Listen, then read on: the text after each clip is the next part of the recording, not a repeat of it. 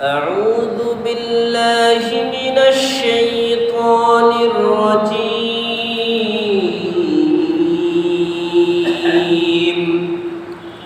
بسم الله الرحمن الرحيم إن الذين يتلون كتاب الله وأقاموا الصلاة وأنفقوا مما رزقناهم سرا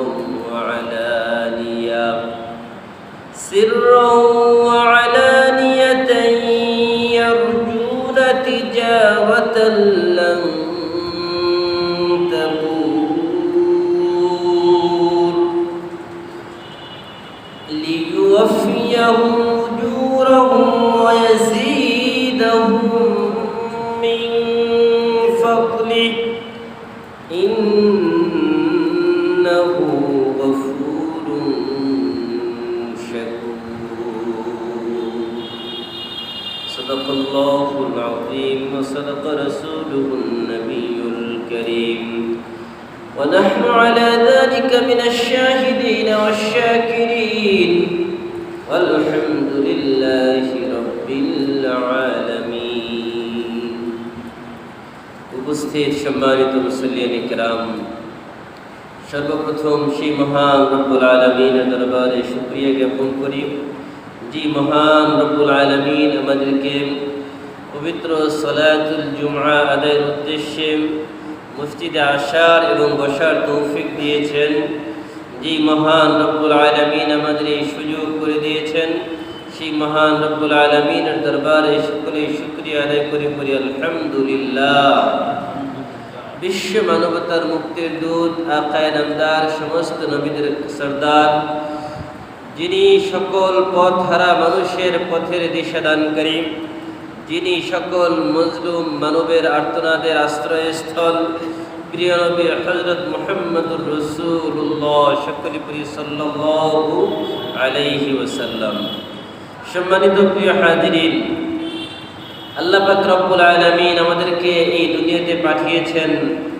এই দুনিয়াতে আল্লাহ তাআলা যে আমাদেরকে পাঠিয়েছেন, সাথে সাথে আল্লাহ তাআলা আমাদের মরণ এবং জীবন নামক দুইটি জিনিস আমাদেরকে দিয়েছেন। এই মরণ এবং জীবন, যে দুইটি জিনিস আল্লাহ তাআলা আমাদেরকে দিয়েছেন, এগুলো কেন দিয়েছেন?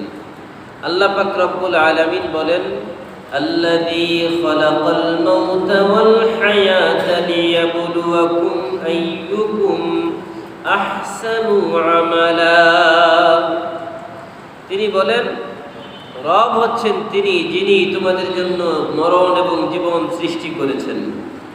এই মরণ এবং জীবন সৃষ্টি করেছেন কেন? লিয়াবলুয়াকুম আইয়ুকুম আহসানু আমালা। তিনি তোমাদের পরীক্ষা করবেন, তোমাদের মধ্য থেকে সবথেকে বেশি সুন্দর আমল করে। কে সবথেকে বেশি সুন্দর আমল করে, এই জিনিসটাকে পরীক্ষা করার জন্য আল্লাহ পাক রব্বুল আলামিন তোমাদের জীবন এবং মরণ দিয়েছেন। সম্মানিত প্রিয় হাজিরিন, আমলকে সুন্দর করার জন্য কয়েকটি জিনিস প্রয়োজন। আপনি নামাজ আদায় করবেন, এই নামাজকে যদি আপনি সুন্দর করে আদায় করতে চান, তাহলে নামাজের ব্যাপারে আমাদের জ্ঞান থাকা দরকার আছে নাই? কি বলেন?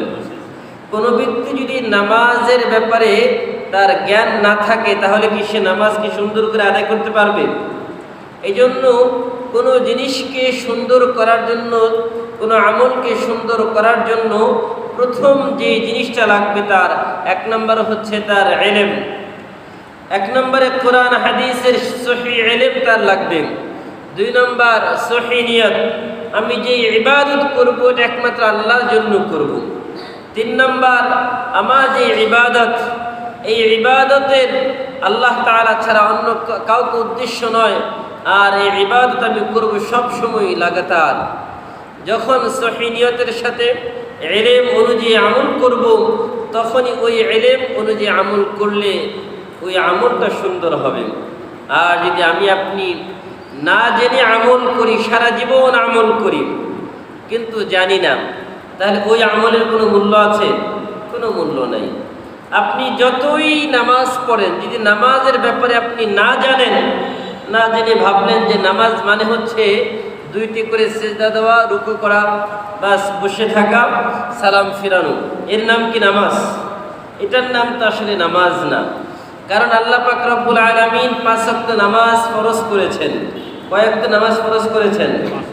এই 5 ওয়াক্ত নামাজের ব্যাপারে আল্লাহর হাবিব সাল্লাল্লাহু আলাইহি ওয়াসাল্লাম খুব সুন্দর করে স্পষ্ট ভাষায় বলেছেন, যদি কোনো ব্যক্তি 5 ওয়াক্ত নামাজ আদায় করে যত্ন সহকারে মাসআলা জেনে সুন্দরভাবে আমল করে, তাহলে আল্লাহ তাআলার ওয়াদা রয়েছে ওই 5 ওয়াক্ত নামাজের বিনিময়ে আল্লাহ তাআলা তাকে জান্নাত দিবেন। পুরি সুবহানাল্লাহ। قال رسول الله صلى الله عليه وسلم 5 صلوات افترضهن الله تعالى। 5 ওয়াক্ত নামাজ আল্লাহ পাক রব্বুল আলামিন ফরজ করেছেন। মান আহসানা উযুআহুন্না, যে ব্যক্তি সুন্দর করে ওযু করবে, ওয়া সাল্লাহুন্না লিওয়াক্তিহিন্না, এবং সময় মতো নামাজটাকে আদায় করবে, ওয়া তাম্মা রুকুআহুন্না ওয়া খুশুআহুন, এবং রুকুগুলোকে সুন্দর করে রুকুগুলো করবে, রুকুর মধ্যে তাড়াহুড়া করবে না, রুকুর মধ্যে ধীর স্থিরতার সাথে রুকু থেকে সোজা হয়ে দাঁড়াবে, ও খুশুআহুন্না, এবং নামাজের মধ্যে একাগ্রতা মনোযোগের সাথে নামাজ আদায় করবে। কানা লাহু আলাল্লাহি আহদুন, আল্লাহ তাআলার জন্য আল্লাহ তাআলার উপরে জিম্মাদারি হয়ে যায়, ওয়াদা হয়ে যায়, আইয়াগফির লাহ, আল্লাহ পাক রব্বুল আলামিন ওই বান্দাকে মাফ করে দিবেন। ওমান লাম ইয়াফআল, আর যে ব্যক্তি যত্ন সহকারে নামাজ আদায় না করবে, সুন্দর করে নামাজ আদায় না করবে, ফালাইসা লাহু আলাল্লাহি আহদুন, আল্লাহ তাআলার ওই ব্যক্তির ব্যাপারে কোনো দায়িত্ব থাকে না, কোনো জিম্মাদারি থাকে না। ইনশাআ গফারা লাহ, আল্লাহ যদি চান তাকে আল্লাহর দয়ার কারণে তাকে মাফ করে দিবেন।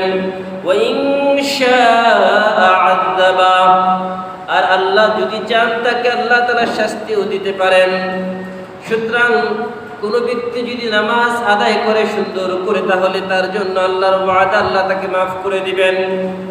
আর যদি কোনো ব্যক্তি সুন্দর করে নামাজটা আদায় না করে, তার ব্যাপারে আল্লাহ তাআলার কোনো জিম্মাদারি থাকে না, কোনো দায়িত্ব থাকে না, তার মানে ওই লোকটা যদি জাহান্নামী হয়ে যায়, আল্লাহর দয়া তার উপরে আর আসবে না। এই জন্য সম্মানিত প্রিয় হাজিরিন, আল্লাহ পাক রব্বুল আলামিনের হাবিব এই হাদিসের মধ্যে আমাদেরকে জানিয়ে দিলেন, যদি কোনো ব্যক্তি জান্নাতে যেতে চায়, যদি আল্লাহর মাগফিরাতের উপযুক্ত হতে চায়, 5 ওয়াক্ত নামাজ তাদেরকে আদায় করতে হবে।